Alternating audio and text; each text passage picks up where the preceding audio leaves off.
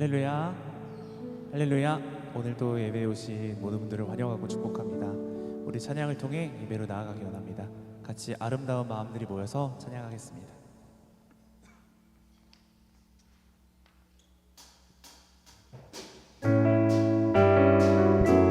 옆 사람 함께 축복하면서 우리 같이 찬양하기 원합니다. 아름다운 마음들이 모여서 주의 은혜 나누며 예수님을 따라 사랑해야지. 우리 서로 사랑. 다시 한번 아름다운 마음들이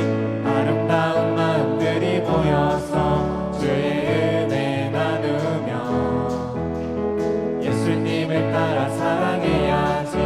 우리 서로 사랑해. 하나님이 가르쳐준 한 가지, 내 이웃을 내 몸과 같이 사랑해. 미움 다툼 시기 질투 버리고 우리 서로 사랑해. 이 다음에 예수님을 만나면 우리 뭐라 말할까. 그때에는 부끄러움 없어야지. 우리 서로 사랑해. 하나님이 가르쳐준 한 가지, 내 이웃을 내 몸과 같이 사랑해요. 미움 다툼 시기 질투 버리고 우리 서로. 다시 한번 아름다운 마음들이 모여서 주의 은혜 나누며 예수님을 따라 사랑해야지. 우리 서로 사랑해. 하나님이 가르쳐준 한 가지, 내 이웃을 내 몸과 같이 사랑해. 미움 다툼 시기 질투 버리고 우리 서로 사랑해. 이 다음에 예수님을 만나면 우리 뭐라 말할까. 그때는 부끄러움 없어야지. 우리 서로 사랑해. 하나님이 가르쳐준 한 가지, 내 이웃을 내 몸과 같이 사랑해. 미움 다툼 시기 질투 버리고 우리 서로 사랑해. 마지막으로 하나님이 가르쳐준 한 가지, 내 이웃을 내 몸과 같이 사랑해요. 미움 다툼 시기 질투 버리고 우리 서로 사랑해. 아멘.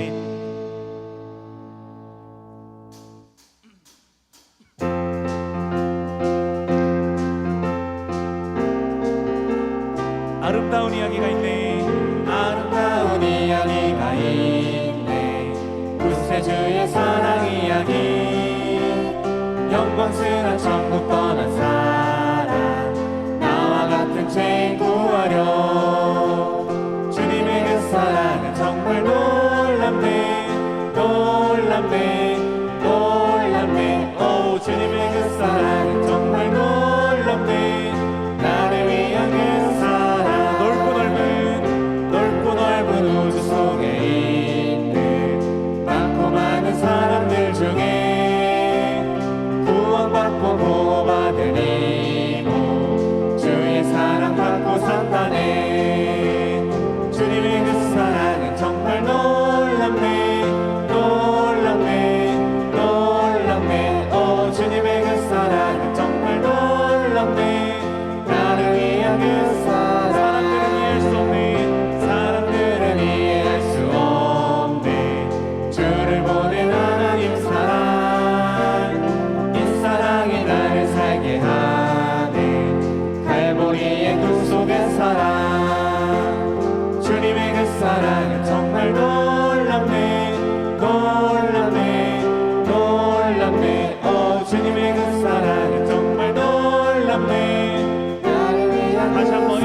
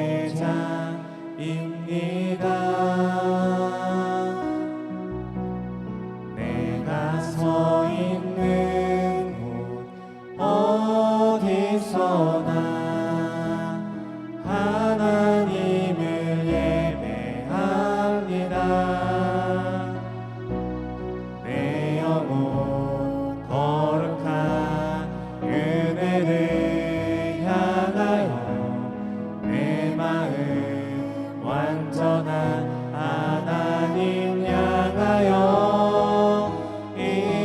이곳에서 바로 이 시간 하나님을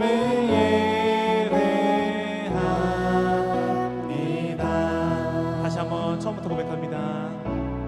나는 하나님을 예배하는 예배자입니다. 내가 서 있는 곳 어디서나 하나님을 예배합니다. 내 영혼 거룩한 은혜를 향하여 내 마음 완전한 하나님 향하여 이곳에서 바로 이 시간 하나님을 예배합니다. 내 영혼 거룩한 내 영혼 거룩한 은혜를 향하여 내 마음 완전한 하나님 향하여 이곳에서 바로 이 시간 하나님을 예배합니다. 다시 한번 내 영혼 거룩한 내 영혼 거룩한 은혜를 향하여 내 마음 완전한 하나님 향하여 이곳에서 바로 이 시간 하나님을 예배합니다. 나의 평생에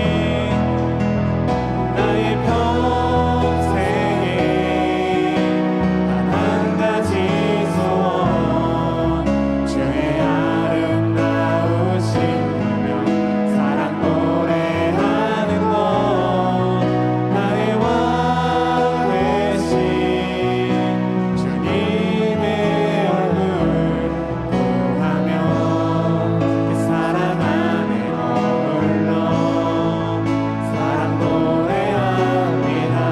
나의 평생에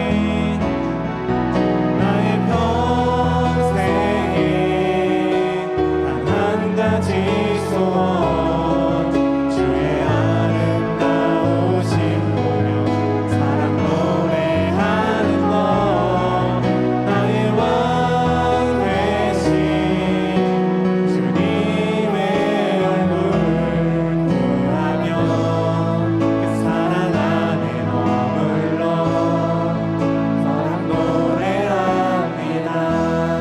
나의 평생에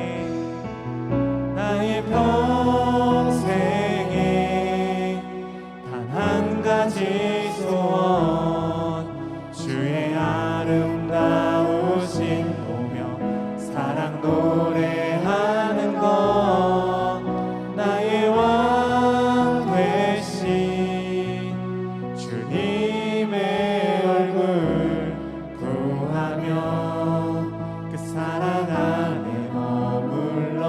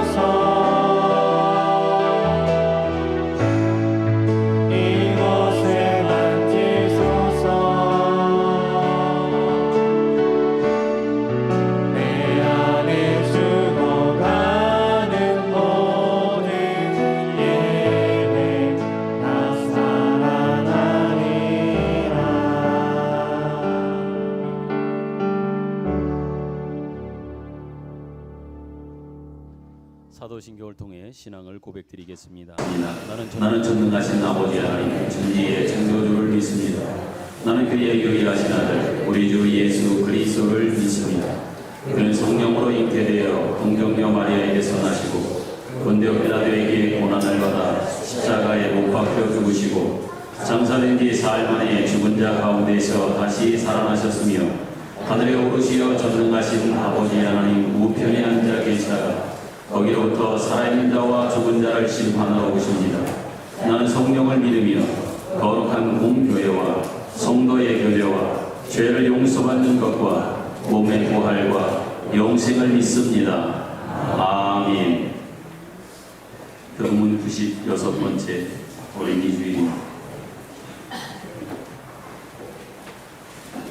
보라 자식들은 여호와의 기업이요 젊은 자의 자식은 장사의 수중의 화살 같으니 이르시되 진실로 너희에게 이르노니 너희가 돌이켜 어린아이들과 같이 되지 아니하면 그러므로 누구든지 이 어린아이와 같이 자기를 낮추는 사람이 또 누구든지 내 이름으로 이런 어린아이 하나를 영접하면 또 아비들아 너희 자녀를 노엽게 하지 말고 오직 주의 교훈과 훈계로 양육하라. 그리하면 그리고도 그것을 떠나지 아니하리라. 아멘. 앉으셔서 565장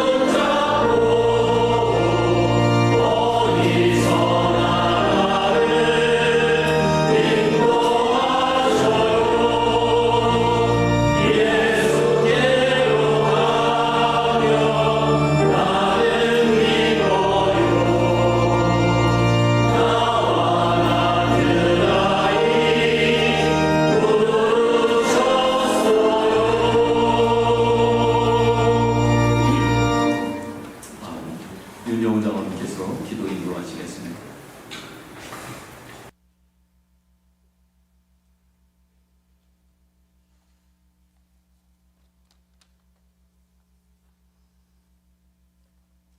아름다운 계절을 우리에게 허락하신 창조주 하나님 아버지, 그 크신 은혜와 사랑을 감사합니다.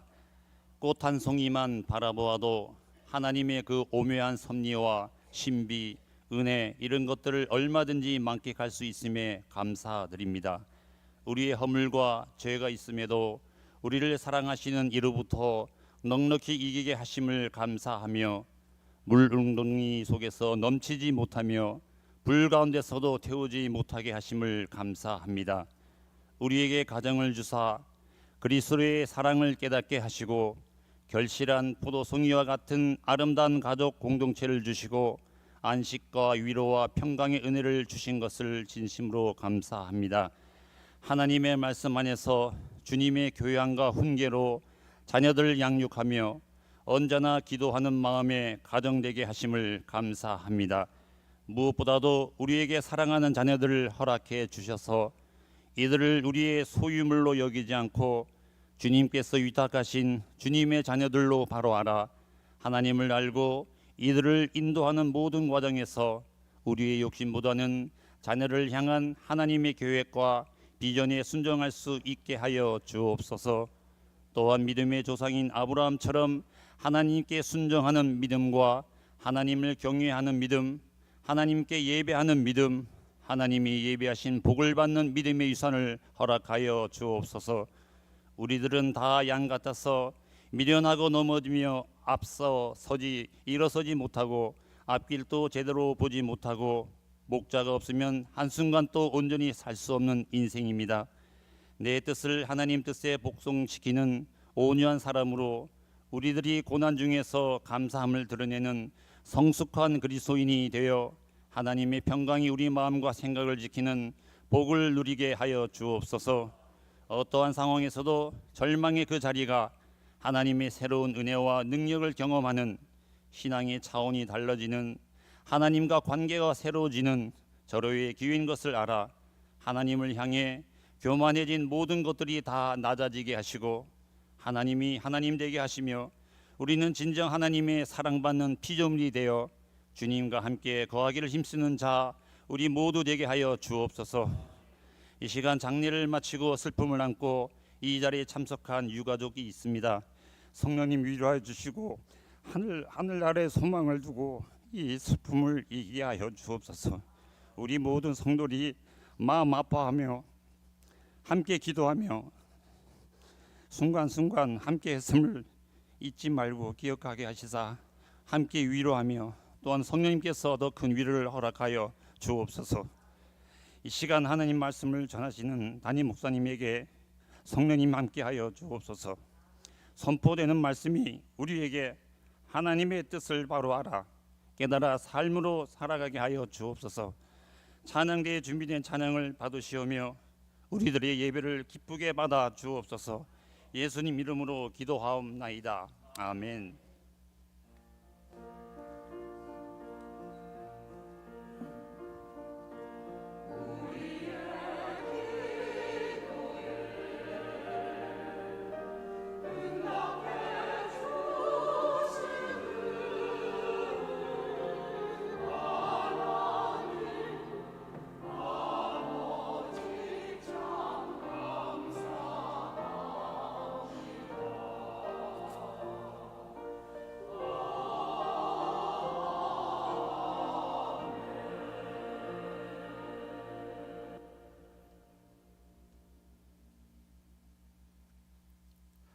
교회 소식을 전하여 드리겠습니다. 안드레 전도팀의 노방 전도는 이번 주에도 계속됩니다. 목요일 오전 6시 새벽 기도회를 마친 다음 바로 새벽 시장에 가서 전도하도록 하겠습니다. 주일 오후 예배의 특송, 금주는 9구역, 10구역, 다음 주는 11, 12구역이 됩니다. 어르신 봄 소풍을 5월 9일 금주 목요일 날 주문진으로 다녀오고자 합니다. 일남전도회, 일여전도회, 이여전도회 현재 한 20여 명 신청을 하셨습니다. 교회 차량을 이용해서 모시고 다녀오려고 합니다. 제가 차량을 하나 운전하고 한 목사님 운전을 하고 하면 지금 현재 신청하신 분들과 함께 잘 다녀오실 수 있을 것 같습니다. 여러분들을 위해서 기도해 주시고 마음에 감동이 되셔서 어르신들을 섬기고자 하는 마음으로 찬조하겠다고 또 후원하시겠다고 하면 그 마음은 얼마든지 받겠습니다. 5월 예배위원 게시판에 있습니다. 참고하셔서 기도로 잘 준비하신 가운데 감당했으면 좋겠습니다. 환우들을 위한 기도를 계속해서 이번 주간도 해주시길 부탁드리고 행사부의 모임이 오늘 낮 예배 후에 남전도의실에서 있다고 합니다.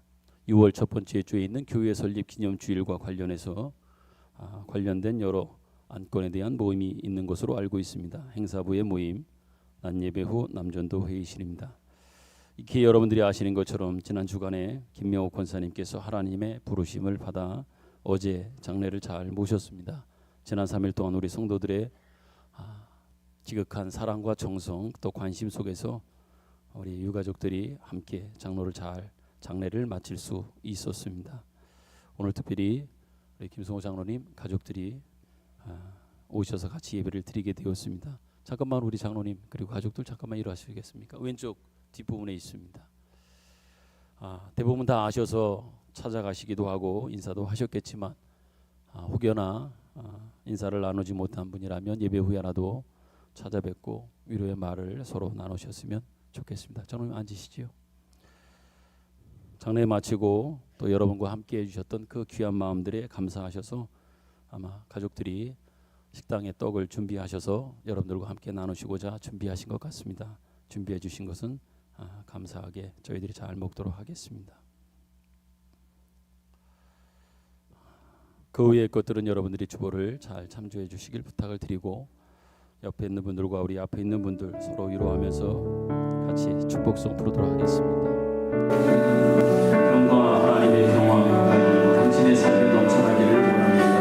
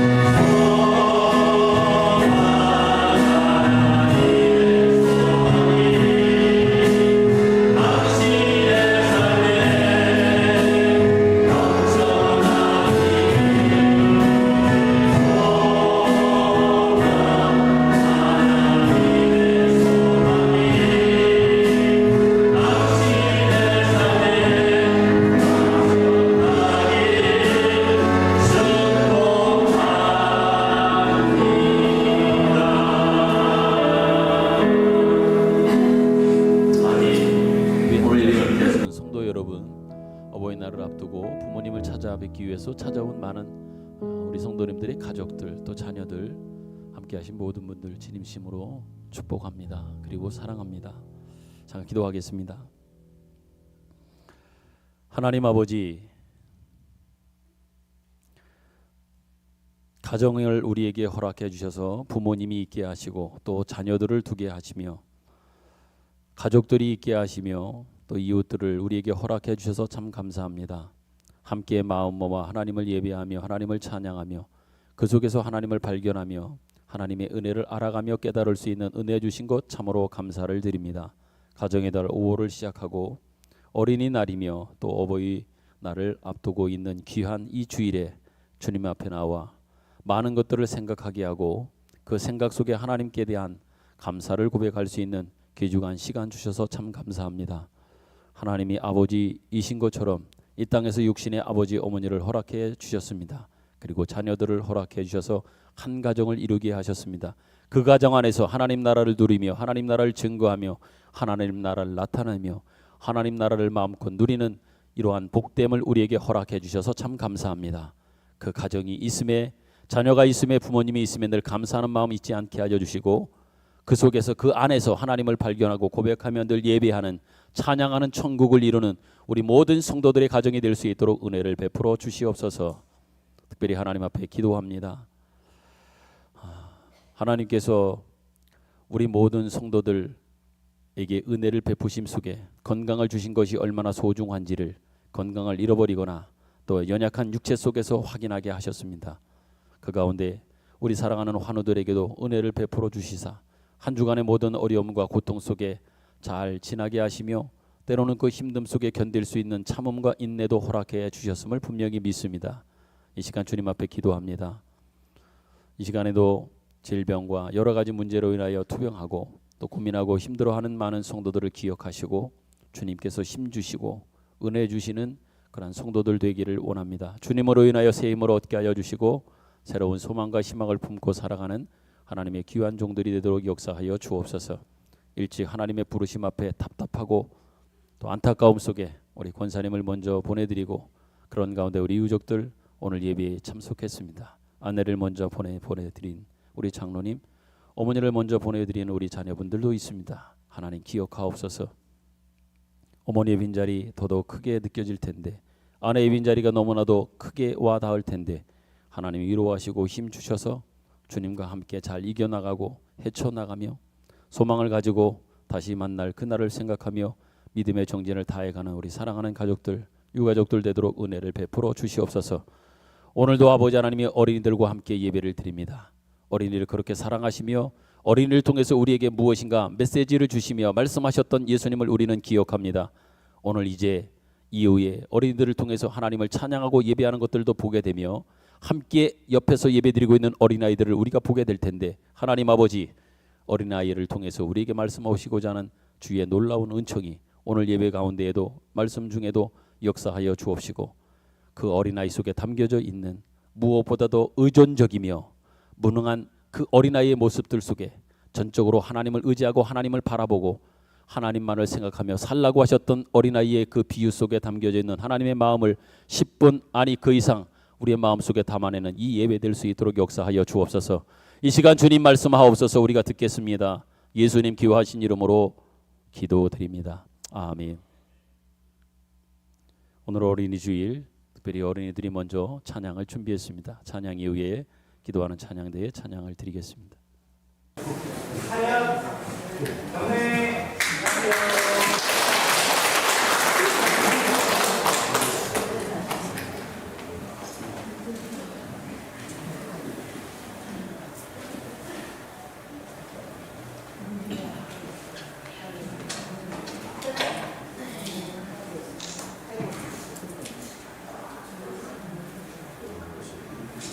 음향이 안 나와요.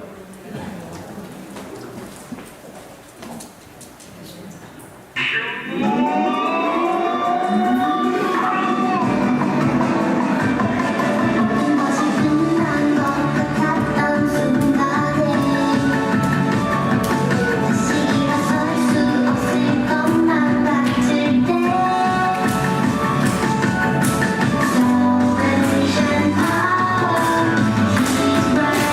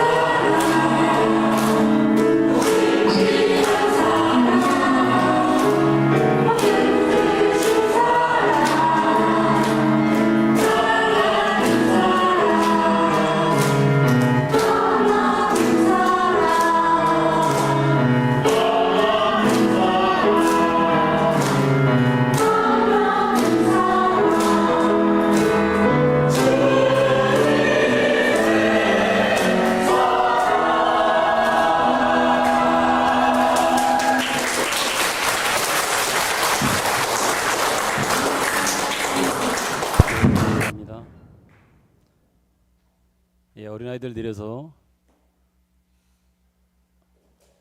3층의 어린이 방으로 가도 됩니다. 예, 한 사람씩 천천히. 특별히 오늘 우리 어린이부 아이들이 찬양도 준비하고 함께 예배 드리는데요. 어린아이들을 격려하는 마음으로 박수 한번 할까요?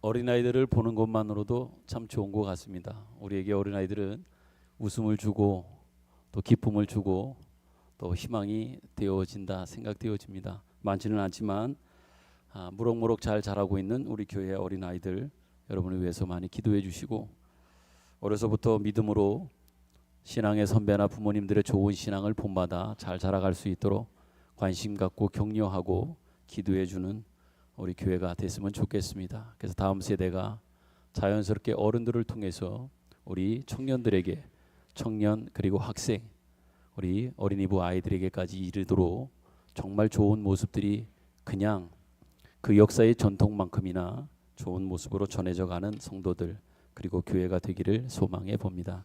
성경 말씀 보겠습니다. 마태복음 22장입니다.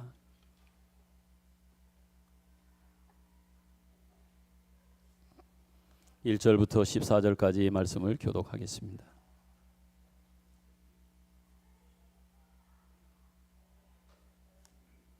마태복음 22장 1절부터 14절까지 교독합니다. 1절 예수께서 다시 비유로 대답하여 이르시되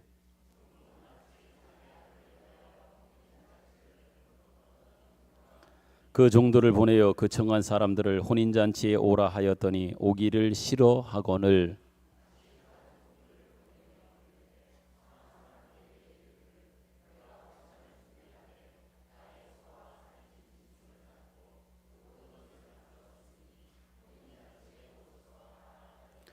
그들이 돌아보지도 않고 한 사람을 자기 밭으로 한 사람은 자기 사업하러 가고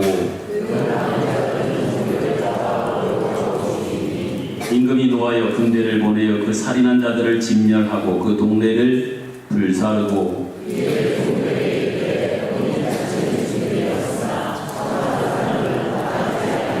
내 거리 길에 가서 사람을 만나는 대로 혼인잔치에 청하여 오라 한대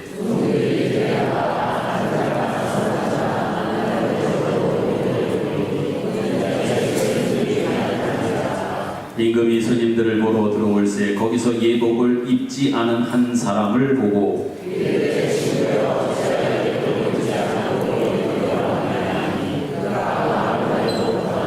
임금이 사원들에게 말하되 그 손발을 묶어 바깥 어두운 데에 내던지라 거기서 슬피 울며 이를 갈게 되리라 하니라. 아멘.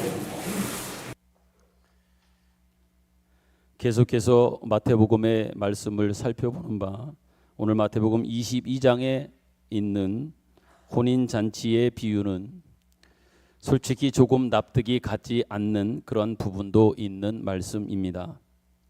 내용인즉 혼인잔치에 청함을 받는 사람들은 여러분도 한번 생각해 보십시오. 여러분들의 가정에 혼인의 대사가 있다고 하면 그 잔치에 청함받는 사람들이라면 아마도 상당히 가까운 관계의 사람들일 것입니다. 여러분들이 초청하는 사람, 초청장을 보내는 사람들이라면 그래도 어느 정도 가깝다 생각되어지기에 초대장을 또한 오라고 초청을 할 것입니다. 또한 청함을 받은 사람들 입장에서도 생각하면 어지간한 이유로는 그 청함을 거절하지 않는 그러한 법이지요.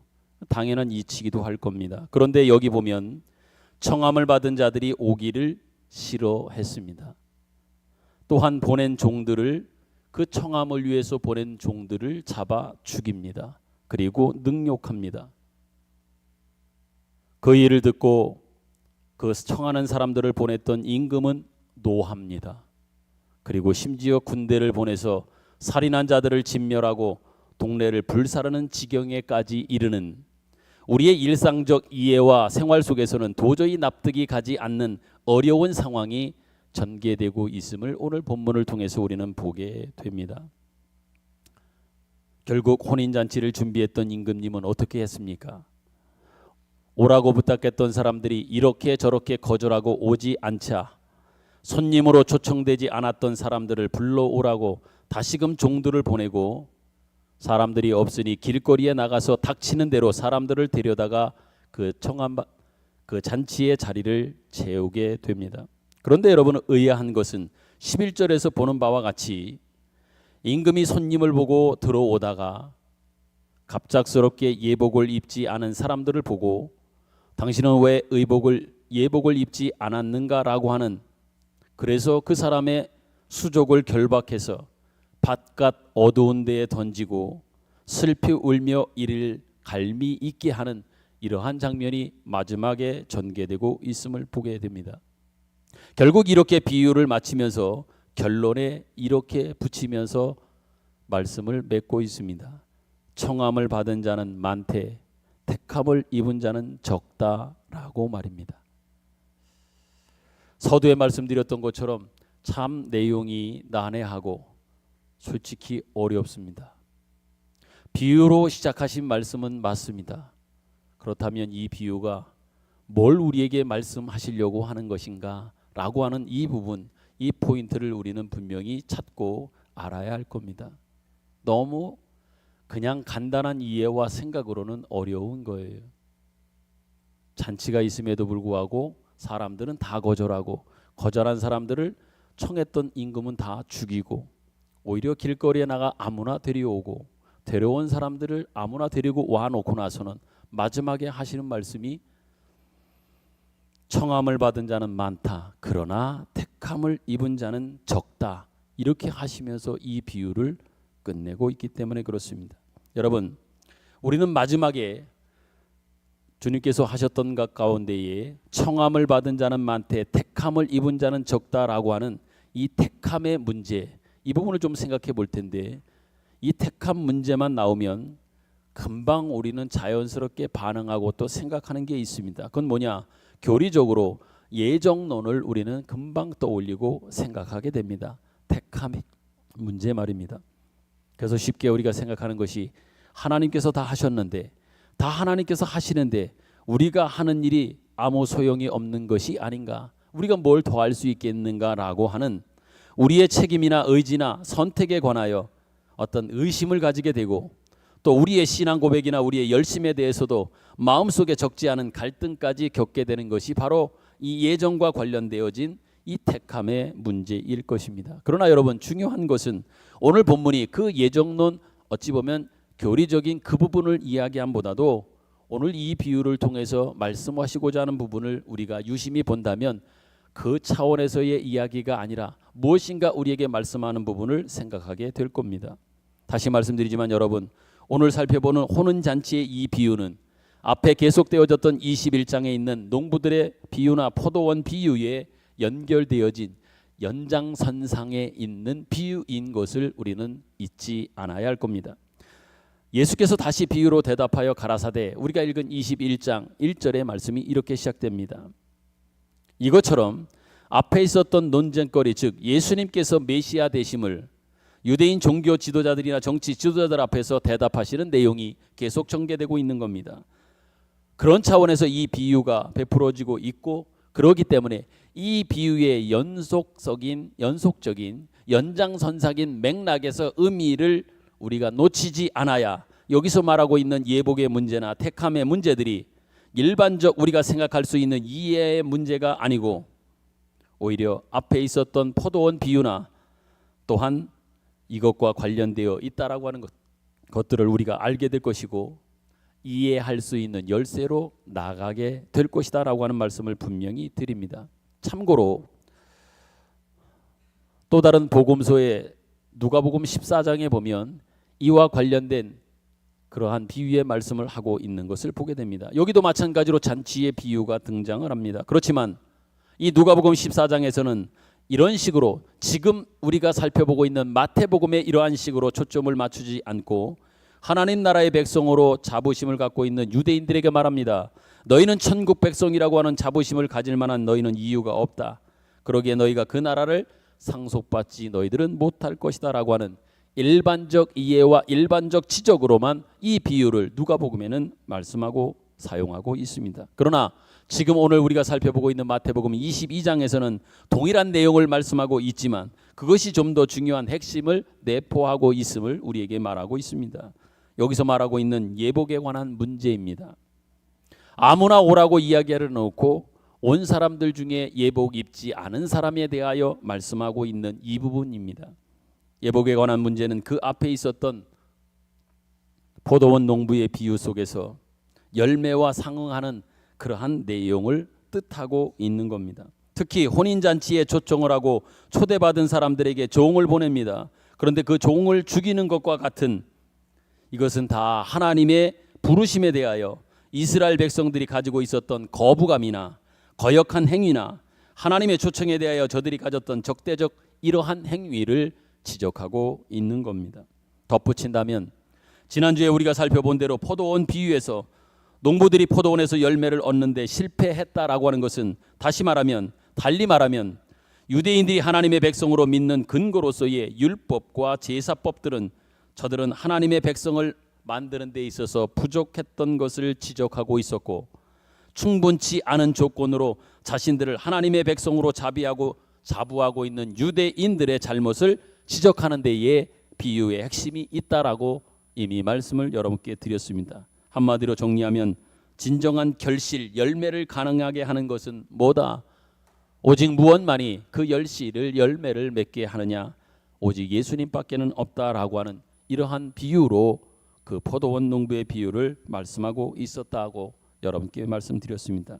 그런 차원에서 오늘 또한 계속 이어지고 있는 이 모든 비유들은 예수님만이 오직 메시아가 되고 그분을 영접해야만 그분 안에서 그분과 함께 하나님의 백성이 될 수 있다라고 하는 것을 상기시키는 아주 핵심적인 문제를 우리에게 제시하고 있는 겁니다. 그러니까 이 부분에 와서 마태복음 21장부터 그러하고 22장으로 연결되는 이 부분에 와서는 우리가 정말 잊지 말아야 될 것이 있습니다. 그건 바로 뭐냐?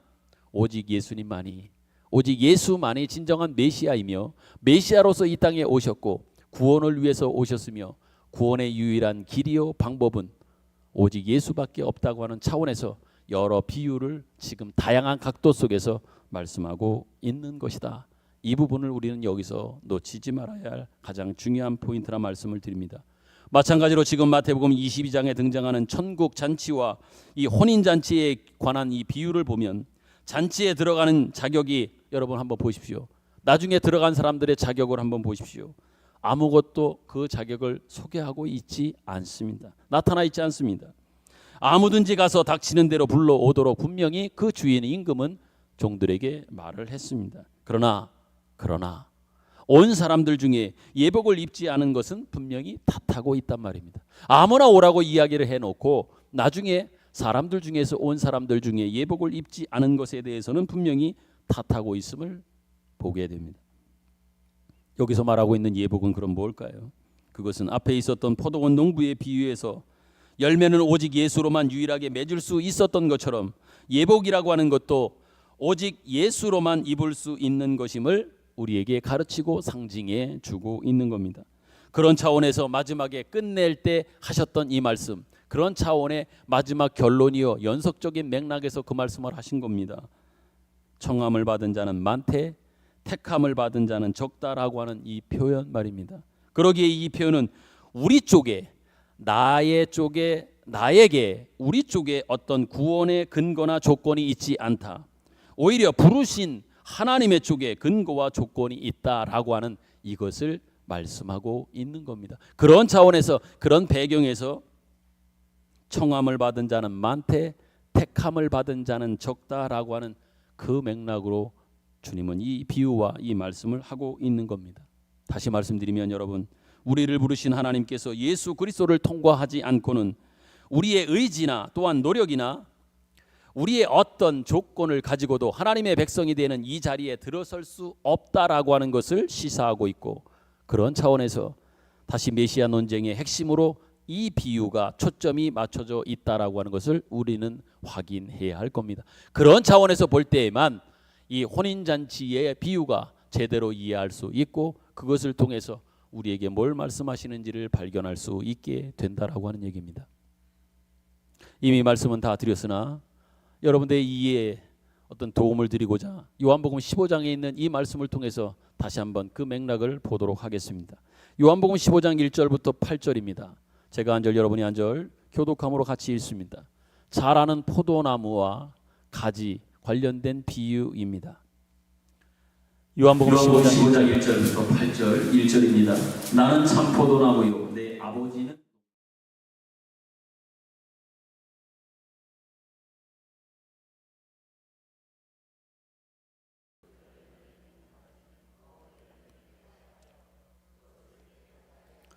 너희는 내가 일러준 말로 이미 깨끗하여졌으니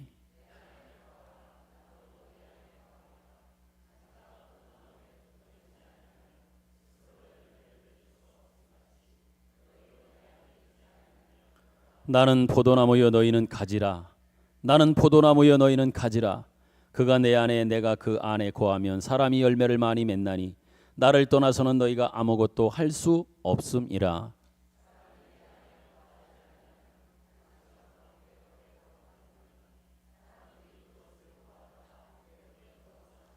너희가 내 안에 거하고 내 말이 너희 안에 거하면 무엇이든지 원하는 대로 구하라. 그리하면 이루리라.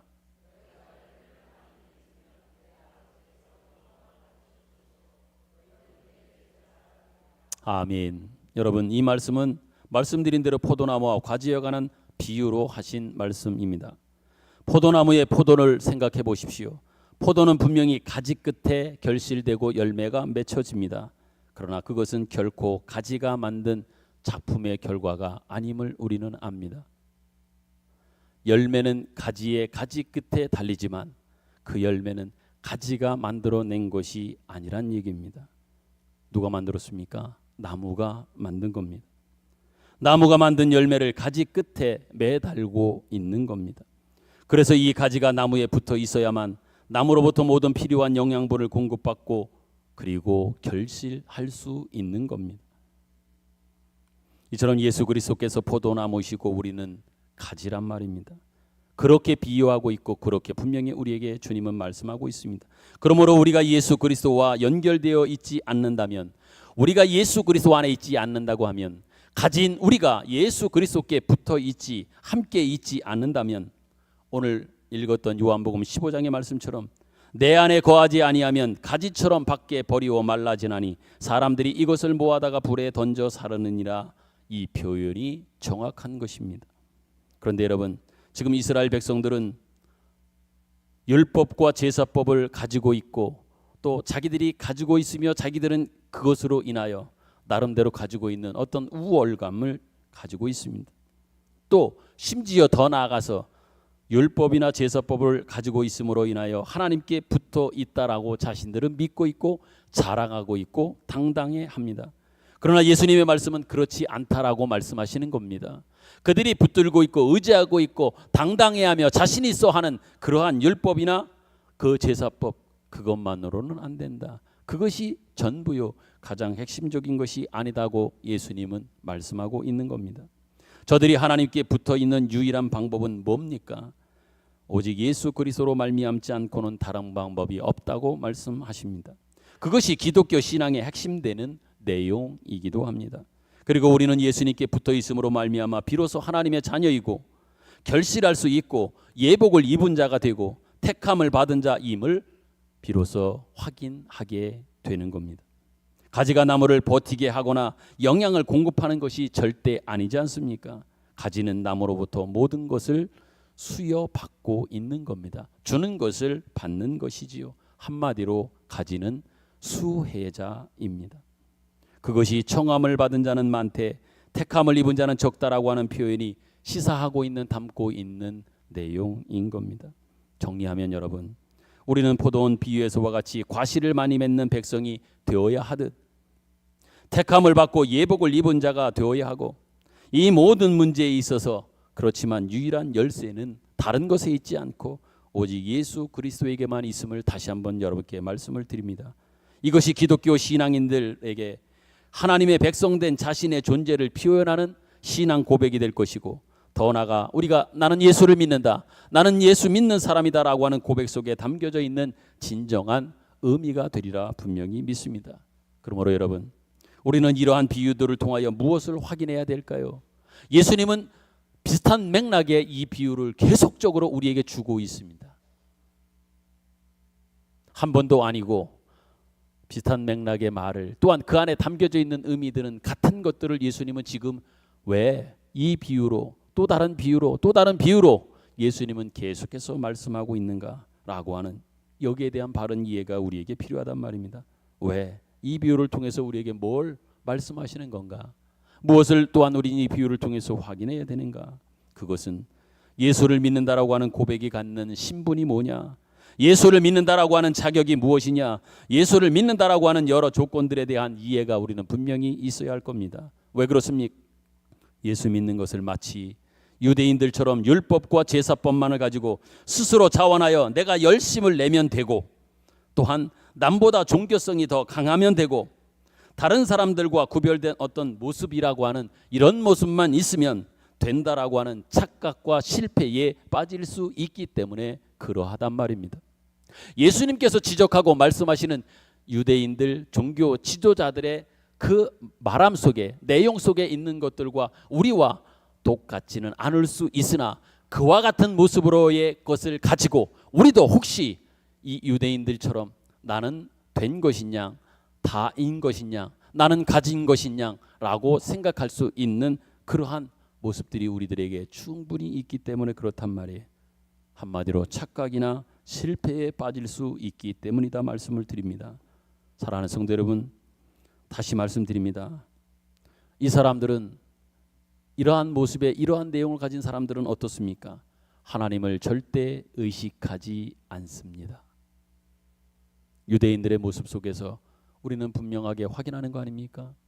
하나님을 믿고 하나님을 통하여 구원을 얻은 자라고 말하면서도 정작 하나님을 의식하지는 않습니다. 우리는 늘 하나님의 시선과 뜻에 분명히 민감해야 됩니다. 그러함에도 불구하고 민감해야 됨에도 불구하고 거기에 우리를 맞추어야 됨에도 불구하고 거기서 멀어진 모습들이 있단 말입니다. 우리는 분명히 다시 말씀드립니다. 우리의 시선, 우리의 뜻, 하나님의 것에 늘 민감하는 그러한 자세가 필요하고 또한 하나님의 뜻에 하나님의 계획에 하나님의 말씀에 우리의 모든 것들을 맞추는 자세가 우리에게 필요합니다. 그렇지만 우리는 그렇게 안 하려고 하거나 못하는 그런 모습들이 참 많습니다. 내 뜻과 내 기분이 우선을 합니다. 하나님께서 내 욕심과 심지어 내 기분에 맞춰주지 않음에 대하여 우리는 분해하고 속상해하고 그럴 수 있느냐라고 하나님께 하소연까지도 합니다. 조심하지도 않습니다. 스스로를 살피려 하려고도 하지 않습니다. 심지어 기도한다고 하면서도 그 기도의 내용이 뭡니까? 기도도 하나님께서 내게 무엇을 말씀하시려라고 하는가, 주님께서 나에게 말씀하시는 것이 무엇인가라고 하는 차원에서 기도하면서 그 기도를 통하여 하나님의 뜻을 알려고 하고 뜻을 들으려고 하는 이런 모습에서 기도드리는 것이 아니라 내 욕심을 이루기 위하여 하나님께서 꼼짝할 수 없을 만큼의 내 치성과 정성을 다 드리고 그리고 때로는 밥도 안 먹고 잠도 당신께서 응답해 주시거나 해 주실 때까지 내가 안 자겠다라고 하는 어리석고 어찌 보면 유치한 어린아이들의 땡깡을 부리는 것과 같은 이러한 방불한 신앙의 모습을 우리는 가지고 있단 말입니다. 여러분, 우리가 하나님의 자녀가 되고 예수 그리스도로 말미암아 구원을 얻었다라고 하는 것이 얼마나 놀라운 일인지, 얼마나 복된 일인지, 얼마나 영광스러운 일인지 여러분들이 분명히 아셨으면 좋겠습니다. 같은 맥락에서 오늘날 우리 교회와 성도들에게 있어서 정말 부족하고 부끄러운 모습이 있다라고 하면 여러분들은 어떤 것이 있다고 생각되어집니까? 그것은 예수 믿는 사람들의 정당한 신앙생활이 너무 적어 보이는 이러한 것이 부끄럽고 창피한 일이라 생각되어집니다. 이제 말씀을 정리합니다. 여러분, 이제 여러분 각자의 신앙을 좀 점검해 보셨으면 좋겠습니다. 여러분이 하나님의 백성된 자부심은 무엇을 근거로 하고 있는지 한번 스스로에게 질문하고 생각해 보셨으면 좋겠습니다. 내가 하나님의 자녀된 하나님의 백성된 근거 또한 백성이기에 갖는 여러분의 자부심은 뭡니까? 자랑은 무엇입니까? 어떤 것에 근거하여 여러분은 나는 예수를 믿는다고 하나님의 자녀 되었다고 하나님의 백성 되었다라고 하는 어떤 그 근본으로 중요한 근거로 삼고 있는 것은 무엇인가 스스로에게 한번 물어보십시오. 그것이 정말 여러분들에게 자랑이 됩니까? 명예스러운 것입니까? 영광스러운 것입니까? 나는 그것만 있으면 그것만 붙들어도 그것에 만족해하면서 다른 것은 부족해도 없어도 됩니다라고 할 만큼 예수 믿는다라고 하는 그 고백 속에 담겨져 있는 여러분이 근거로 하고 있는 것에 대한 프라이드 말이에요. 자부심, 자랑 이런 것들이 있느냐라고 묻는 겁니다. 또한 여러분이 나는 예수를 믿는 자라고 큰 소리를 치는 이러한 것들이 여러분에게 어떤 결과를 낳고 있는가라고 하는 이 모든 것들을 오늘 말씀을 근거로 해서 여러분들이 확인해 볼 수 있었으면 좋겠습니다. 그래서 이제까지의 혹시 부족하고 연약하고 잘못된 신앙이 있었다면 하나님 앞에 돌이키시길 바라고 앞으로 여러분의 믿음의 여정이 하나님 보시기에나 그리고 이웃들 앞에서나 더 나아가 여러분 스스로가 생각할 때에도 부끄럽지 않고 오히려 자랑스럽고 정말 살 가치가 있구나, 살 의미가 있구나, 내게 허락하신 이 삶의 그 가치가 너무나 귀하고 소중하구나 라고 하는 이러한 고백 속에서 허락하신 하나님의 그 생명의 귀중함을 알아 아, 내 인생이 정말 귀하고 복된 것이구나. 그 어떤 것과도 바꿀 수 없으며 대신할 수 없는 귀한 것을 하나님은 예수를 통해서, 구원을 통해서, 생명을 통해서 내게 주셨구나 라고 하는 이 고백을 하는, 이런 고백 속에 살아가는 참다운 신자의 삶을 앞으로 오늘 이후에 더 나은 모습으로, 더 성숙한 모습으로 살아가실 수 있기를 간절히 소망하고 축복합니다. 아멘. 주신 말씀 우리 생각하면서 찬양 드리겠습니다. 요즘 우리가 계속 이 찬양 부르고 있지요. 가사를 한번 여러분 생각하시면서 불렀으면 좋겠습니다. 뭘로 우리가 살아갑니까? 무엇이 우리의 삶의 근거예요? 우리의 신앙의 근거입니까? 예수, 당신 아니면 난 살 수 없습니다. 당신만 있으면 됩니다. 당신으로 인해서 내 삶이 온전하고 완전하며 전부입니다. 만족합니다. 감사입니다. 함께 우리 찬양 드리겠습니다.